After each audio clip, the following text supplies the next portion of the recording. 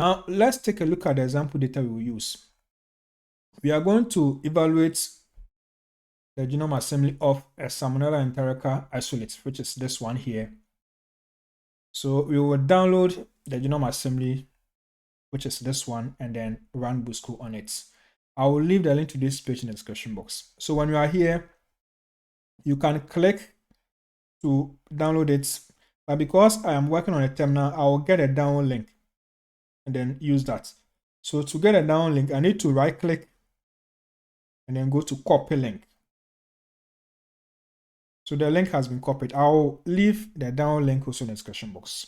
So after getting the download link, you have to go to the terminal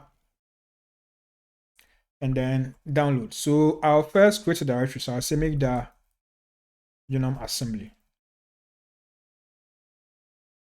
And then I'll cd into it. So I'll say cd genome assembly. That has been done. So now I'm going to download the example data.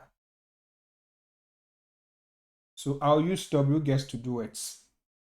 So I'll say wget and then I'll specify the link. So I'll download this file now. Okay, the file has been downloaded. So let's do an ls. We are going to find the file here. This is it. Let's just do it here. The file name is also long, so we can shorten it. So for me, I'm going to rename it, by the way, before I process further. So I'll rename using this one here. This will be the new name. Okay, that's what I'll do.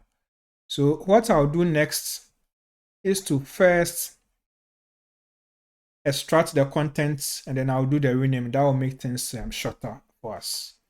So I'll just say unzip and then I'll specify the name.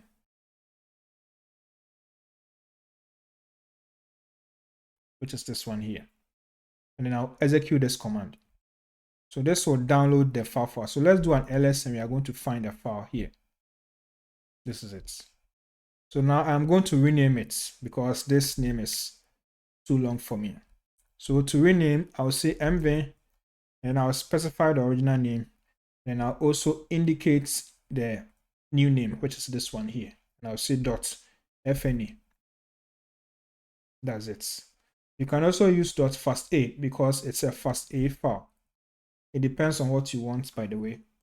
So I can say .fasta or I can say .fne. Okay, so this is it.